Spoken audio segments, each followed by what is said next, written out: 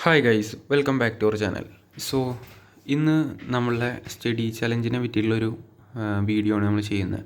അതായത് നമ്മളൊരു study challenge വെച്ചിട്ടുണ്ട്, സ്റ്റഡി ചലഞ്ച് ഫോളോ ചെയ്യുന്നുണ്ടായിരുന്നു. അതായത് സൈലത്തിൻ്റെ ലാസ്റ്റ് ഇയർ ഉണ്ടായിരുന്ന ലൈവ് ബേസ് ചെയ്തിട്ട് ഒരു ഡെയിലി ഒരു 3 to 4 ചാപ്റ്റേഴ്സ് എടുക്കുന്നുണ്ട്. സോ അതിൻ്റെ PYQ കവർ ചെയ്യുക എന്നുള്ള രീതിയിലായിരുന്നു നമ്മളൊരു ചലഞ്ച് വെച്ചിട്ടുണ്ടായിരുന്നത്. സോ നമുക്ക് 2 ദിവസം അത് കംപ്ലീറ്റ് ചെയ്യാൻ പറ്റി. 3-ാമത്തെ ദിവസം നമുക്ക് നല്ല കുറച്ച് പെൻഡിങ് ഇങ്ങനെ വന്നു തുടങ്ങി.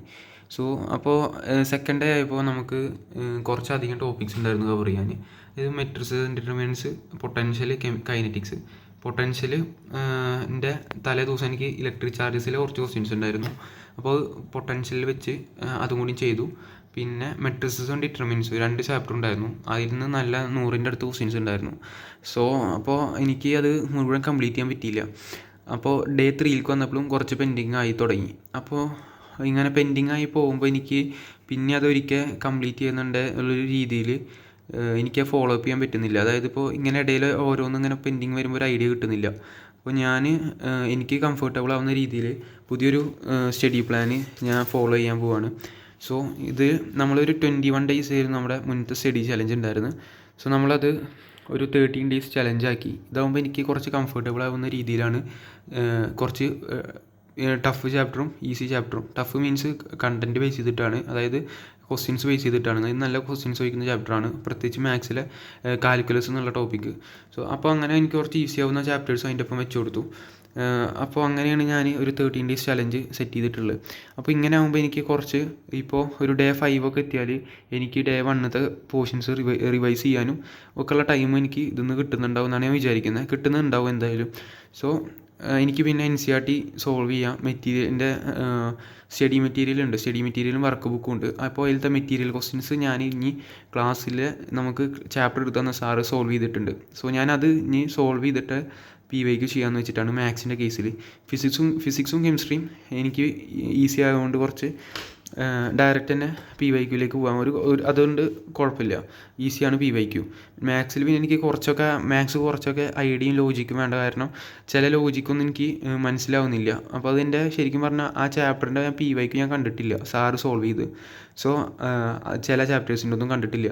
അപ്പോൾ അത് ഞാൻ കണ്ടിട്ട് PYQ സോൾവ് ചെയ്യാമെന്ന് വെച്ചിട്ടാണ്. അപ്പോൾ എനിക്ക് കുറച്ചും കൂടി ഒരു നോളജ് ഉണ്ടാവും എനിക്ക് PYQ സോൾവ് ചെയ്യുമ്പോൾ. അതാണ് എനിക്ക് കുറച്ചും കൂടി എഫക്റ്റീവ് ആവുക എന്നാണ് ഞാൻ വിചാരിക്കുന്നത്. സോ ഇന്ന് നമുക്ക് അത് ബേസ് ചെയ്ത് നോക്കുമ്പോൾ നമ്മുടെ ഫസ്റ്റ് നമ്മൾ സോൾവ് ചെയ്തത് ഫസ്റ്റത്തെ ഡേ 1ൽ ഇന്ന് നമ്മുടെ ഡേ 1 ആയിരുന്നു. ലിമിറ്റ്സും യൂണിറ്റ്സ് ആയിരുന്നു. എനിക്കിപ്പോൾ ആ 2 ചാപ്റ്ററും നല്ല പെർഫെക്റ്റ് ആണ്. ലിമിറ്റ്സ് ആണെങ്കിലും യൂണിറ്റ്സ് ആണെങ്കിലും. ലിമിറ്റ്സിൽ ഞാൻ മെറ്റീരിയലത്തെ ക്വസ്റ്റ്യൻസ് ചെയ്തില്ല. എന്താണെന്ന് വെച്ചാൽ നമ്മൾ ഈ പ്ലാൻ ഉണ്ടാക്കി പിന്നെ ലിമിറ്റ്സിൻ്റെ എന്താ പറയുക PYQ 24 ചെയ്ത് കഴിഞ്ഞപ്പോൾ എനിക്കൊരു നല്ലൊരു കോൺഫിഡൻ്റ് ആയി. അങ്ങനെ ഞാൻ ഒരുവിധം ചെയ്തു പോയി. ഇടയിലൊക്കെ കുറച്ച് സ്റ്റക്കായി പോയി ചില ക്വസ്റ്റ്യൻസ്.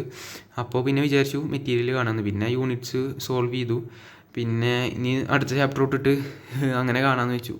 അപ്പോൾ ഇതൊക്കെ പിന്നെ കുറച്ചും കൂടി ഡിഫിക്കൽട്ടി ലെവൽ കൂടി വരുന്ന ചാപ്റ്റേഴ്സാണ്.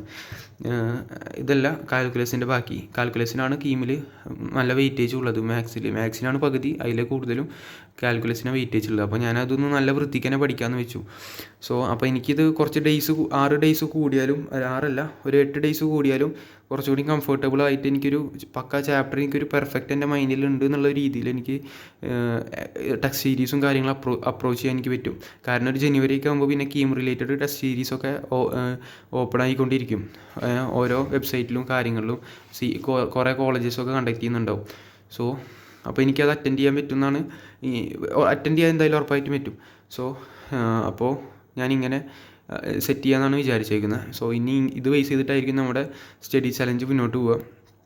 ഓക്കെ, അപ്പോൾ നമ്മുടെ ഡേ 1 ആയിരുന്നു. സോ നമുക്കിന്ന് പ്രത്യേകിച്ച് ഒന്നും പറയുന്നില്ല. നമ്മൾ സ്റ്റോപ്പ് ചെയ്ത കാരണം നമ്മൾ ജസ്റ്റ് ഒന്ന് ഇൻഫോം ചെയ്തു എന്നുള്ളൂ. നമ്മളിനി ഡെയിലി ഇങ്ങനെ ഫുള്ള് കംപ്ലീറ്റ് ചെയ്യുന്നതായിരിക്കും.